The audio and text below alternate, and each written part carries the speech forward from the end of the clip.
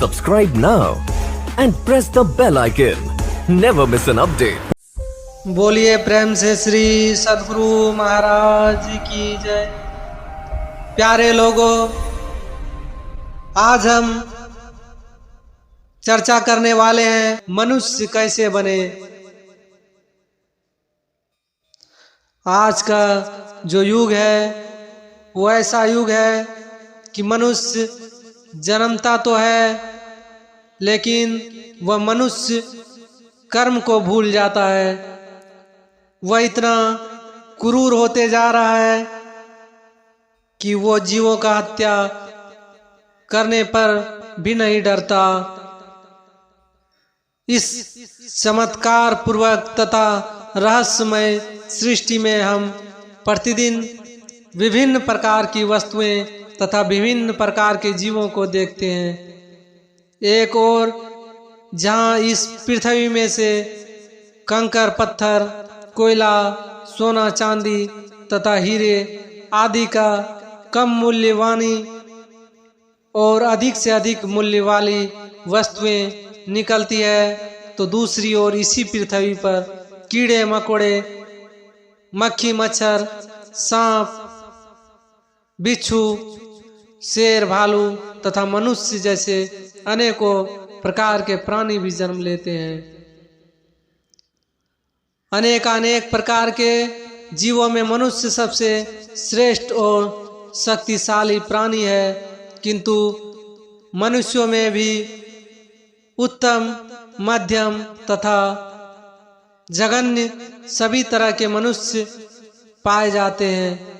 कोई उत्तम कुल और जाति वाला, कोई गुणवान तथा नीतिमान, कोई सुंदर और सदाचारी होता है, तो कोई असदाचारी तथा रूप गुण विहीन मनुष्य भी होते हैं।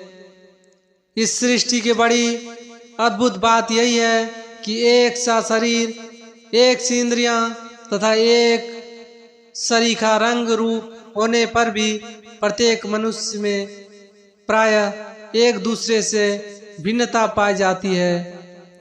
आज हम ठारंग सूत्र की एक चौभंगी के अनुसार 4 प्रकार के वृक्ष बताते हुए उसी आधार पर 4 प्रकार के मनुष्य के विषय में विचार करेंगे।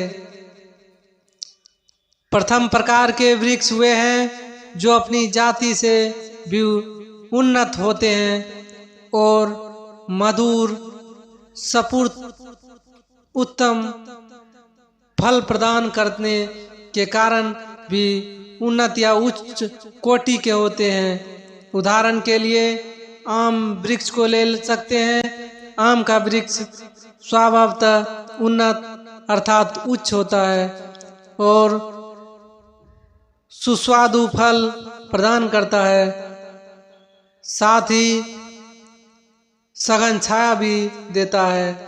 दूसरे प्रकार के वृक्ष वे हैं जो द्रव से उत्पन्न होते हैं, किंतु ना फल ही प्रदान करते हैं और ना छाया ही दे सकते हैं। जैसे ताड़ का वृक्ष, आकार में वह बहुत ऊंचा होता है, किंतु उससे किसी को कोई लाभ नहीं होता।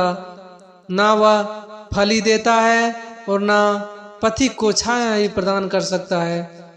तीसरी श्रेणी में वे वृक्ष आते हैं जो आकार प्रकार से प्राणत अर्थात हीन होने पर भी लाभ की दृष्टि से अत्यंत उन्नत या उत्तम होते हैं। जैसे चंदन का वृक्ष, वह देखने में नीचा होता है किंतु गुणों में महान होता है, अनेक बीमारियों का नाश करता है तथा अपनी मनोहर सुगंध से आसपास की वस्तुओं को सुगंधित कर देता है। चौथे प्रकार के वृक्ष द्रव्य तथा भाव दोनों ही प्रकार का हान होने होते हैं तथा आक का पेड़, यह आकार से छोटा तथा लाभ की दृष्टि से भी हीन होता है।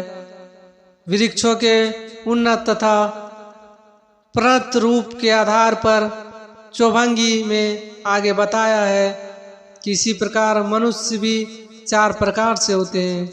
प्रथम प्रकार के पुरुष वे कहलाते हैं जो जाति तथा कुल से भी उच्च होते हैं और लोकोत्तर ज्ञान तथा क्रिया के द्वारा भी उन्नत होते हैं। ऐसे व्यक्ति शुभ गति प्राप्त करते हैं और कर्मों का नाश करके भव भ्रमण से मुक्त हो जाते हैं। दूसरे प्रकार के मनुष्यों के लिए चौभंगी में कहा गया है जाति कुल आदि से तो उन्नत किंतु गुणों से उच्च नहीं। ऐसे व्यक्ति सांसारिक दृष्टि से सफल हो सकते हैं। कुल तथा जाति की परंपरागत महत्ता के कारण अपना स्वार्थ साधन करने में समर्थ भी हो सकते हैं। अपने भोग विलासों के साधन भी जुटा लेते हैं किंतु उनके द्वारा संसार में किसी का भला नहीं हो सकता और ना ही वे परलोक के लिए पुण्य कर्मों का संचय कर पाते हैं। उच्च वंश में उत्पन्न होने से मनुष्य को समाज से सम्मान मिलता है किंतु जो व्यक्ति अपना जीवन भी उस सम्मान के योग्य बनाता है वही आदर व सम्मान का वास्तविक पात्र बनता है। अन्यथा आगे चलकर वह अपकीर्ति का भागी बनता है। कुल की प्रतिष्ठा को मनुष्य अपने सौजन्य सद्व्यवहार तथा नम्रता से अक्षुण्ण रख सकता है। जाति तो कृष्ण और कंस दोनों की एक ही थी। उच्च वंश में दोनों ने जन्म लिया था किंतु कृष्ण अपने गुणों के कारण जगमाननीय बने और कंस अब गुणों के कारण तिरस्कार का पात्र बनकर रह गया। उच्च कुल में जन्म लेने पर भी उनमें उच्च गुण नहीं थे। वर्षों से अपने बहन बहनोई को उसने कैदखाने में रखा। अपनी बहन की कई संतानों को निर्कम होकर मृत्यु के घाट उतारा और किसी प्रकार बचे हुए अपने भागिने कृष्ण पर अनेकों जुल्म ढाए। तीसरे प्रकार के मनुष्य वे होते हैं जो कि प्रणत होकर भी उन्नत बनने रहते हैं अर्थात जाति कुल तथा ऐश्वर्य से हीन स्थिति से होकर भी अपने उत्तम गुणों से ख्याति लाभ करते हैं और मनुष्य जीवन को सार्थक बना लेते हैं। विधाता जाति और कुल के आधार पर मनुष्यों के भाग्य का निर्माण नहीं करता। अच्छे और बुरे कर्मों के आधार पर ही भविष्य की गति का निर्माण होता है। मनुष्य चाहे कितना भी धनवान स्वरूप और कुलवान क्यों ना हो, अगर उसमें उत्तम गुण नहीं है, वह उत्तम कर्म नहीं करता, तो उसका धन रूप और कुल उसके श्रेय के साधन नहीं बन सकते।